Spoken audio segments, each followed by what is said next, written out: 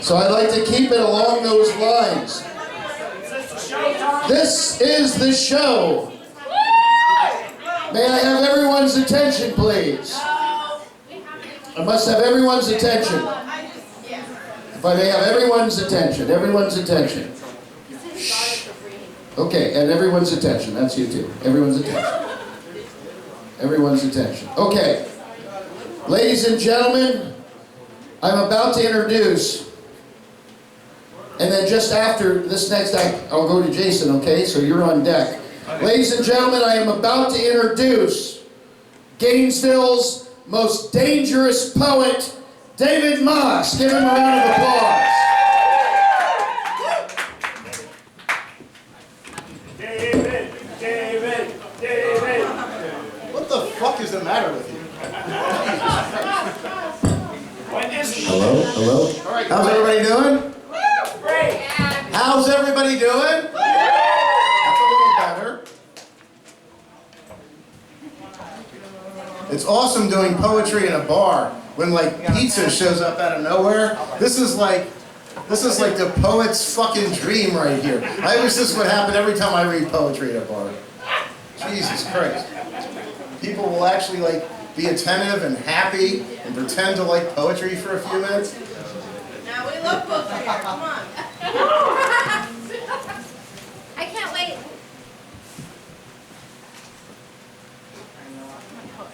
Bon appetit. Salt, check. Garlic, check. Fresh ground pepper, check. Spatchcock the turkey. If you can say the word spatchcock out loud without laughing, you should pour yourself another glass of wine. Rub olive oil and seasonings into the skin. Put in the fridge for an hour before cooking. Roast for 40 minutes or so at 425 degrees. Above all, do not undercook. And above even that, do not overcook. Leave to rest on the counter for maybe 15 minutes. Kill anyone who tries to steal a sample. Garlic naan, check. Brown rice risotto with carrots, check. Buttered broccoli with pearl onions, check. The serving dishes need not match, unless most of them are old and obviously repaired. Paper napkins are recommended. Use your nicest forks only to impress your boss. Use table settings to fit the personalities of your guests. The kids get the Spider-Man cups. The conservative uncle gets the red and coral-colored plate in the unmatching bowl. Sharpen knives ahead of time. A heated family discussion deserves to have sharp knives. Coarse chopped romaine, check. Halved grape tomatoes, check. Slivered red onion, check. Sliced cucumber, check. Crumbled feta, check. Croutons, check. Finally, something to begin with. Offer a variety of salad dressings. The more dressings and the more guests, the more likely that someone will mix, say, Catalina and ranch, pretending to be posh. Offer wine to everyone except the cat. Play whatever music suits the tastes of the person you expect to inherit the most money from. Someone is still eating their salad when the main course arrives needs to step up their fucking game. Anyone who criticizes any of the food will not get dessert. Carrot cake with buttercream frosting, check. Cheesecake with graham cracker crust, check. Strawberries, check. Bananas, check. Pears, check. Cubed all together. Insist that everyone try at least 2. Talk behind the back of anyone who tries all 3. Anyone who chooses no dessert deserves to be mocked by all. Serve coffee only to those you know will not overstay their welcome. Whoever complains about the music or your taste in furniture will be forced to wash the dishes. Make everyone leave by midnight. Say, it's midnight, or time to go, or go the fuck home, or whatever you need to say to get them to leave. You might have to change into your pajamas to really drive the point. Anyone who decides to stay despite your best effort has to sleep in the garage. Good night.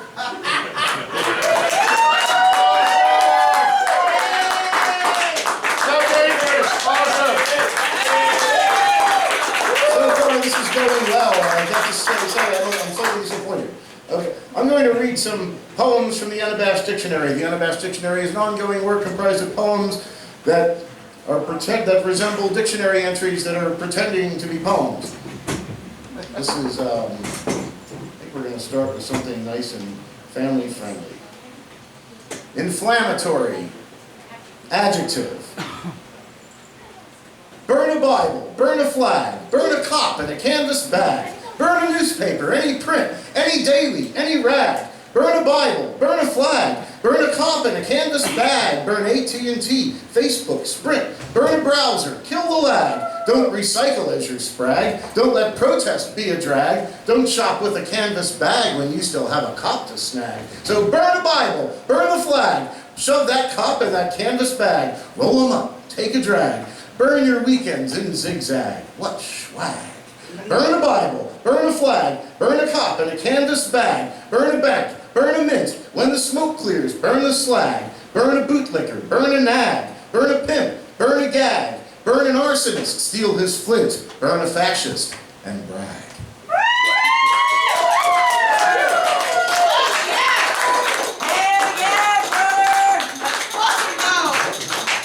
Any resemblance between this poem and a performer who is not here tonight, but who has been on the stage, is not necessarily coincidental. Pimp. Noun. He wishes he had the stones to act like the men he worships. He could smack his girlfriend around, make her his bitch, show the world how much he owes her and doesn't owe her, insist she pay an hourly salary for all his trouble, using whatever trick she turns to keep him at arm's length. He wishes, only wishes. This is not his world or his words. He roams the streets in gold chains and polyester threads, stitched together like a Wayans film with fewer laughs. Everyone got in free, but in his heart, he imagines them paying mad cash to see him prance around in those pants. He could lead him around the stage without dangling one carrot, spit fire like his words had spark, make them wonder, what kind of fantasy freak show does he have cooking under mirrored ceilings in his waterbed at home? Meanwhile, she could make a sandwich using all that extra ham, but gives him nothing but space for him to echo. He sleeps on dirty floor, wearing camouflage shorts, rises at dawn, bottle caps and pennies clinging to his skin, which he peels off and drops into a mason jar to buy a new suit and live the dream. It ain't easy.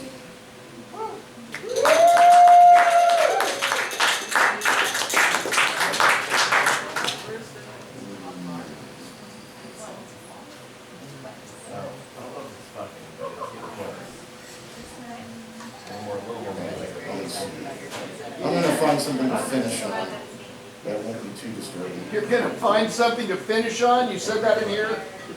Yeah. Well, I have this love-hate relationship with the poet Charles Bukowski, and rather than like explain it, I decided to write a fucking poem about it, so that way everyone can understand it. So, the title of this poem is "Son of a Bitch." Son of a bitch. I like it already.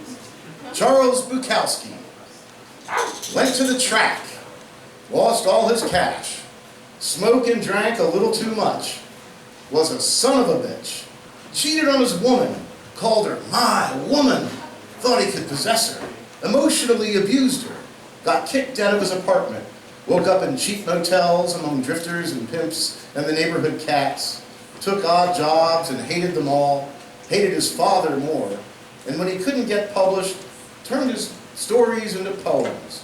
Mostly bad poems sounding like stories, unrefined streams of word vomit trash that never apologized for the scumbag that he was, which appealed to working class males living a lowbrow kind of life, despite everyone knowing that he listened to Mahler and seemed to dislike jazz.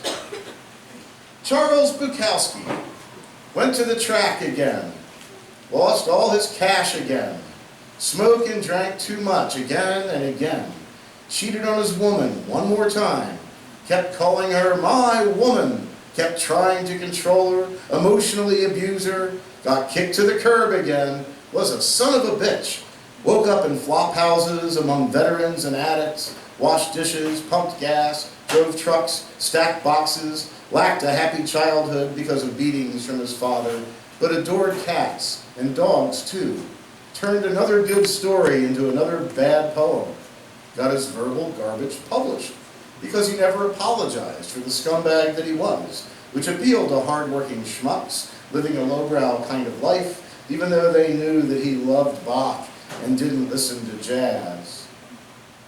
Charles Bukowski wrote about going to the track, losing all his cash, smoking and drinking way too much, wrote about cheating on his woman, called her whore and bitch, and called himself a dog, called himself a taxi, woke up in tenements, wrote about immigrants and cooks, wrote about landlords and bus drivers, wrote about working for the post office before walking off the job, wrote about his childhood, never wrote that he forgave his father, scribbled the same drivel again and again about making the same mistakes again and again, and regretting the same mistakes again and again before making them all over again, just like one of his cats. Then lo, he got some poems published. Old rotten poetry retold anew, because when he recycled shit, sometimes it turned into gold, and he never apologized for poor word choices or meaningless line breaks or sloppy endings or pissing off academics, and he made a ton of money being the scumbag that he was, which appealed to blue-collar workers, plus some college dudes and a few self-styled iconoclasts who dreamed of drinking and gambling, who lived a hard life or imagined they had, who abused their women or wished they had the balls to, who tried to like Beethoven and pretended to hate jazz.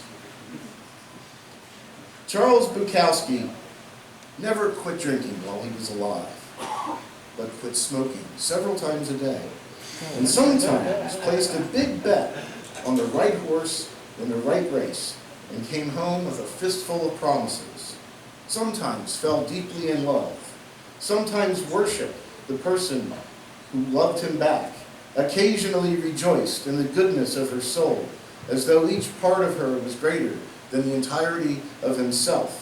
Sometimes knew that love was the greatest story rarely told, respected his neighbors, recognized their struggles, became a famous poet during his own lifetime, always appreciated the fans who gave him everything, realized that his bad character came in part from having an abusive father, and if you dig through his unrefined piles of poetic shit, you will sometimes unearth a nugget of gold, carefully crafted, supremely polished, a celebration of love or life or laughter, an extraordinary description of ordinary life, a meditation on the human condition, or a racking fear of his own mortality in those final days as he slowly succumbed to leukemia. And so, today, his work is read by men and even a few women who love their cats, who hate their jobs, who normally don't read poetry, who like to smoke and drink and fuck and dream, who sometimes take huge chances and comfort themselves in knowing that, no matter what their lives are like, at least they're better than this son of a bitch who listens to Shostakovich and kind of hates jazz. Thank you.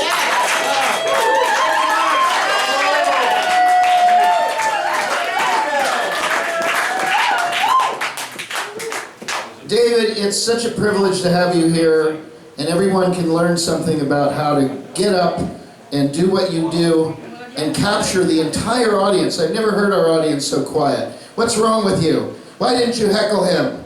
Why didn't you throw shit? You're really disappointing me and David.